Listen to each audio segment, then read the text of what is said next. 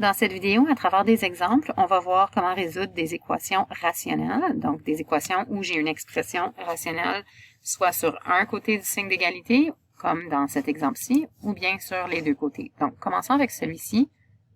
Alors, je vais commencer la solution et je vais avoir...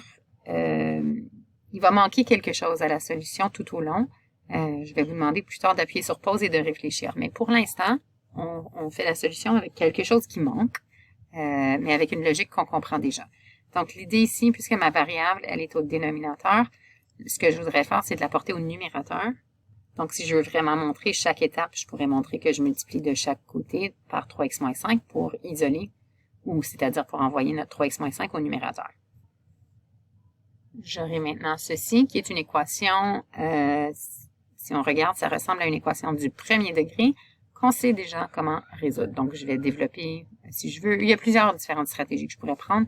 En fait, je vais m'arrêter ici pour discuter de ce qui nous manque dans cette solution. Alors, si on aligne nos signes d'égalité, ici, normalement, quand on écrit des expressions une par-dessus l'autre, c'est parce que chaque expression, en mathématiques, c'est parce que chaque expression sont équivalentes. Toutefois, ceci et ceci, en ce moment, ce n'est pas équivalent. Je te demande à appuyer sur pause et de réfléchir pourquoi. Pourquoi est-ce que tu penses que c'est pas la même chose? Okay, on a une petite différence. Alors, on va en discuter. Ici, on peut voir du côté gauche du signe d'égalité que je devrais avoir une restriction. Donc, le dénominateur, c'est impossible qu'il soit égal à 0. Donc, je sais ici que x ne peut pas être égal à 5 tiers. OK, ça se voit ici sur la première ligne. C'est clair que x ne peut pas être égal à 5 tiers. Mon expression serait indéfinie. Tandis que si je regardais cette ligne-ci, moi je te dirais, si je regardais tout simplement ça, ben x peut être n'importe quoi. X pourrait être 5 tiers là-dedans, x peut être n'importe quoi, pourquoi pas? Je n'ai pas de dénominateur. Donc on a un problème parce que ma première ligne, c'est pas la même chose que ma deuxième ligne. Ici, on a un problème au dénominateur, puis ici, je n'ai pas de problème.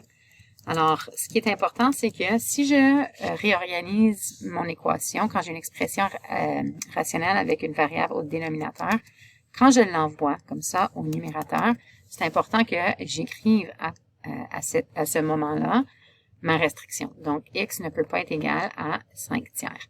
Okay? Donc, dans ce cas-là, cette ligne et cette ligne sont maintenant équivalentes. Okay? Elles ne l'étaient pas avant, hein, parce que c'est comme si j'oubliais ma restriction, mais en traînant ceci avec moi, donc si je dois l'écrire sur chaque ligne ici, je suis en train d'écrire une expression qui est équivalente. Okay? Ici, je montrais l'étape de faire la multiplication de chaque côté. Si tu veux directement sauter à cette ligne, aucun problème. Alors, c'est la seule partie de notre problème, en fait, qui est nouveau là, dans nos apprentissages, c'est d'inclure la restriction quand je multiplie par une variable de chaque côté pour envoyer mon inconnu au numérateur. Il ne faut pas oublier d'inclure ma restriction.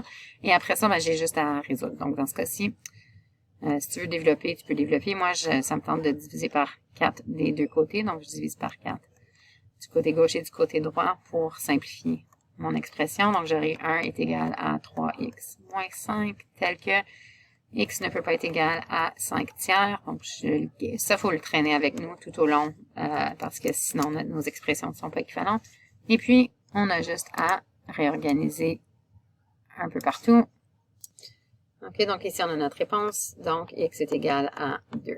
OK, si j'avais obtenu, par exemple, x est égal à 5 tiers comme ma racine, évidemment, je ne l'aurais pas exprimé parce que on sait que ça ne fait pas partie du domaine. En autre mot, c'est une restriction. Okay, donc, x est égal à 2. C'est ma réponse finale ici. On essaie un deuxième exemple. Encore une fois, on cherche à résoudre, donc trouver la ou les valeurs de x qui rendent l'équation vraie. Ici, ce qu'il y a de différent, c'est qu'en fait, deux choses, j'ai des expressions rationnelles des deux côtés du signe d'égalité. Donc, une expression rationnelle ici, donc un ratio de polynômes, une autre expression rationnelle ici. Et une autre chose de différente, c'est que j'ai des expressions de second degré au dénominateur. Donc, dans ce cas-là, quand j'ai des expressions de second degré au dénominateur, je vais partir le problème. On va commencer par essayer de prédire ce que je vais dire, mais on va commencer par voir si c'est factorisable. OK? Parce que vous allez voir que si on factorise, ça va simplifier les choses. Alors ici, x fois x, j'ai un trinôme, donc je peux factoriser comme un produit de deux binômes. X fois x me donne x carré, 1 fois 4 me donne 4. Pour avoir moins 3, je vais faire moins 4 plus 1 ici. Ici, j'ai une différence de carré parfait. Donc, ça va me donner x plus 1, x moins 1. OK. Une fois que j'ai factorisé, ça me permet de faire deux choses, de simplifier et aussi de bien voir quelles sont les restrictions sur mon dénominateur. Donc, on peut commencer à écrire les restrictions à n'importe quel moment. C'est obligatoire de les écrire quand par exemple, vous allez voir si je fais, je peux faire fois x plus 1 des deux côtés pour me débarrasser de ce dénominateur qui est en commun. Une fois que j'ai fait ça, c'est obligatoire maintenant d'aller écrire notre restriction que x ne peut pas être égal à moins 1. Mais comme une bonne pratique, au lieu d'attendre qu'on l'ait éliminé, on peut commencer tout de suite à écrire toutes les restrictions, même si quand ce n'est pas 100% nécessaire. Donc, si j'ai pas simplifié, c'est pas 100% nécessaire de l'écrire, mais on va l'écrire quand même. Donc, x, on sait que ça ne peut pas être égal à moins 1. Ça ne peut pas être égal à 1 non plus. Ça ne peut pas être égal à 4 non plus. Donc, x ne peut pas être égal à... On va écrire les trois restrictions. Okay. C'est en factorisant que ça m'a permis de voir ces trois restrictions-là, quand est-ce que mon dénominateur va être égal à 0. Alors, dans le dernier exemple, on a traîné nos restrictions partout avec nous tout au long du problème. Pour cet exemple-ci, on va juste l'écrire sur la première ligne, sachant que ça traîne partout. Okay? Donc, juste pour nous éviter de l'écrire à chaque fois, on sait qu'il va falloir aller revoir nos restrictions à la fin pour s'assurer que notre réponse elle est valide. Donc, si je multiplie par x plus 1 des deux côtés, on obtient ceci. Je vais ensuite réorganiser le reste. Donc, appuie sur pause et essaie le reste de ce problème. Alors, on va aller voir la solution. Tu as peut-être sauté des étapes dans ta solution, qui est correcte, mais c'est important de comprendre ce qu'on est réellement en train de faire. Donc, je le démontre en vert. Ici, j'ai multiplié par x moins 4 des deux côtés pour pouvoir, si on veut, envoyer notre x moins 4 du côté droit. Donc, le but, c'est que je ne veux pas avoir une inconnue au dénominateur. Donc, j'ai maintenant... Je vais le faire en deux étapes. Tu l'as peut-être fait en une. Mais j'ai maintenant 3x plus 2 fois x moins 4 sur x moins 1. Et on va faire la même chose maintenant pour envoyer le x moins 1 du côté gauche. OK. Et donc, x moins 1 divisé par x moins 1, ça me donne 1. Et j'ai maintenant x moins 1 fois x moins 5 qui est égal à 3x plus 2 fois x moins 4. Donc, je n'ai pas réécrit mes restrictions sur chaque ligne, mais je sais qu'elles me suivent, elles continuent pour maintenir l'égalité ici. Alors là, il me reste juste à trouver la valeur de x, puis je vais l'inclure si elle est égale à n'importe quoi, sauf ces trois valeurs-ci. Alors maintenant, on va aller développer de chaque côté. Donc, du côté gauche, j'ai x au carré, moins 5x, moins x va me donner moins 6x. Donc ici, je saute une étape. Là, j'ai fait mes deux termes du milieu en même temps. Moins 1 fois moins 5, ça va me donner plus 5. Même chose de l'autre côté. 3 fois x va me donner 3x au carré. 3 fois moins 4, moins 12. Plus 2. Donc, je fais mes deux termes du milieu en une étape. J'ai sauté l'étape. Mais j'ai fait moins 12x plus 2x. Et finalement, pour mon troisième terme, j'aurai moins 8 ici. Comme dans n'importe quelle équation du second degré, je vais avoir un 0 d'un côté de l'égalité. Donc, je réorganise pour pouvoir avoir mon 0 à gauche dans mon cas. Je regroupe mes termes semblables. Et j'ai maintenant mon expression du second degré sous la forme ax au carré plus bx plus c. Donc, on peut... ici, ce n'est pas factorisable, donc je vais aller utiliser la formule quadratique pour résoudre. Donc, moins 4. Ça va me donner 4, plus ou moins racine carrée de moins 4 au carré me donne 16, plus ou moins, c'est-à-dire moins 4 fois 2 fois moins 13. Tout ça divisé par 2a. Et on peut simplifier. On a donc trouvé deux valeurs de x que l'on peut simplifier ici. 120, un de mes facteurs de 120, c'est un carré parfait. Je peux dire 4 fois 30. 4 fois 30, c'est 120. Et en faisant ça, je peux donc sortir la racine carrée de 4 qui est égale à 2. Et on simplifie. Donc, 4 divisé par 4 me donne 1. Plus ou moins 2 quarts, c'est 1 demi. Ou si on veut, racine carrée de 30 sur 2. Ce sont donc les deux valeurs de x qui rendent l'équation vraie.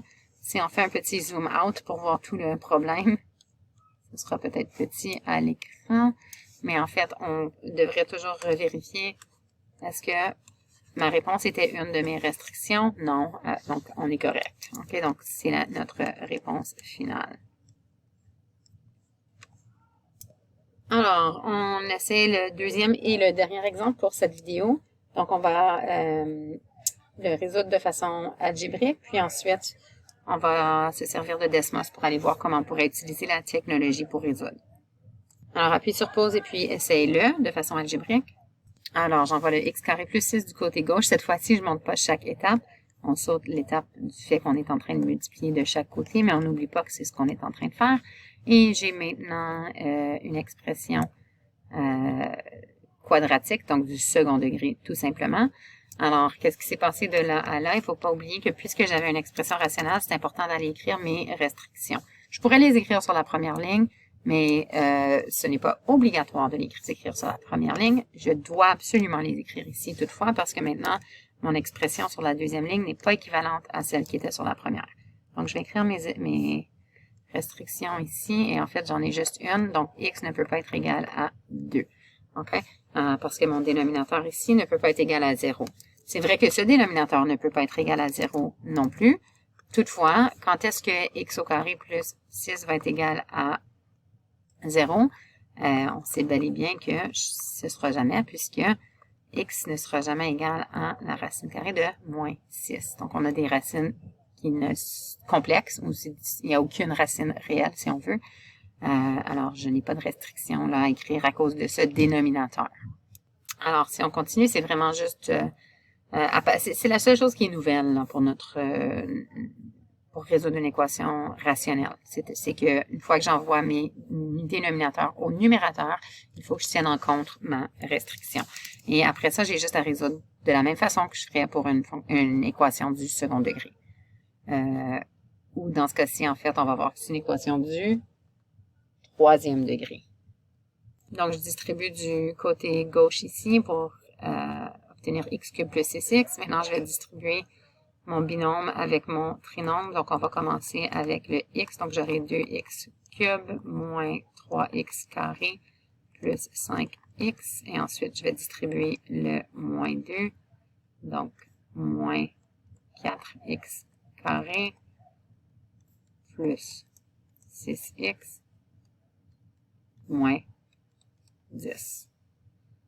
On simplifie en regroupant nos termes semblables. On sait que notre restriction elle est toujours là, même si on ne la réécrit pas sur chaque ligne, on devrait techniquement, mais pour nous sauver de l'énergie, on va l'écrire une fois, puis on va savoir que cette restriction traîne avec nous.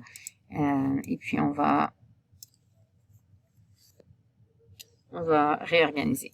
Donc ici, j'ai une équation du troisième degré à résoudre. Jusqu'à date, sans l'aide de la technologie, on avait la stratégie du théorème des facteurs pour aller trouver un premier facteur pour ensuite factoriser. Dans ce cas-ci, en fait, c'est une situation où est-ce que ce n'est pas factorisable.